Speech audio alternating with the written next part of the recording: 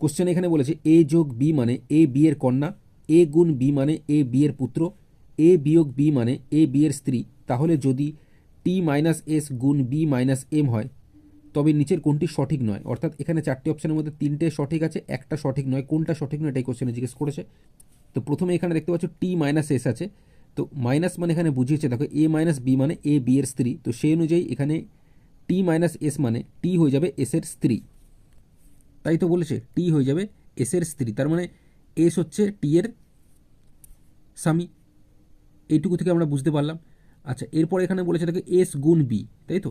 তো গুণ দিয়ে যেটা এখানে বলেছে দেখো এ গুণ বি মানে এ বি এর পুত্র, তো সেই অনুযায়ী এস গুণ বি মানে এস হয়ে যাবে বি এর পুত্র। এস হয়ে যাবে পুত্র, কার পুত্র? বি এর পুত্র। তার মানে বি এস এর বাবা হতে পারে অথবা মা হতে পারে। সেটা বুঝবো কি করে? এখান থেকে দেখো বলেছে বি মাইনাস এম, এখানে মাইনাস দিয়ে বলেছে দেখো এই যে এ মাইনাস বি মানে এ হচ্ছে বি এর স্ত্রী, তো সেই অনুযায়ী বি মাইনাস এম মানে বি হয়ে যাবে এম এর স্ত্রী। বি হয়ে যাচ্ছে এম এর স্ত্রী, তার মানে এম হয়ে যাবে বি এর স্বামী।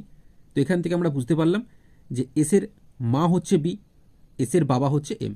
ঠিক আছে, এবার অপশানে যাব। অপশান এতে বলেছে দেখো বি এস এর মা, বি এস এর মা ঠিকঠাক বলেছে, কারণ বি যদি এম এর স্ত্রী হয় আর বি এর পুত্র যদি এস হয় তাহলে এস এর মা হচ্ছে বি, ঠিকঠাকই আছে। তাহলে এটা সঠিক, আমরা দেখব কোনটা সঠিক নয়। আচ্ছা, অপশান বিতে কি দেওয়া আছে? টি এস এর স্ত্রী, টি এস এর স্ত্রী পরিষ্কার ঠিকঠাকই আছে, অপশান বি এটাও সঠিক আছে। অপশান সিতে দেখো বলেছে এস বি এর কন্যা, তো আমরা দেখতে পাচ্ছি এস বি এর কন্যা নয়, এস বি এর পুত্র হবে, তো অপশান সি এখানে ভুল আছে, এটা সঠিক নয়। অপশান ডিতে দেখো বলেছে এম বি এর স্বামী, এম বি এর স্বামী, এটাও ঠিকঠাক আছে, কারণ বি যদি এম এর স্ত্রী হয় তাহলে এম বি এর স্বামী হবে, এটাই ঠিকঠাক আছে। তো কোনটা সঠিক নয় বলেছে, তো সঠিক নয় কোনটা? অপশান সি এস বি এর কন্যা, এটা কিন্তু সঠিক নয়, এস বি এর পুত্র হবে, তো অপশান সি এখানে কারেক্ট অ্যান্সার হবে।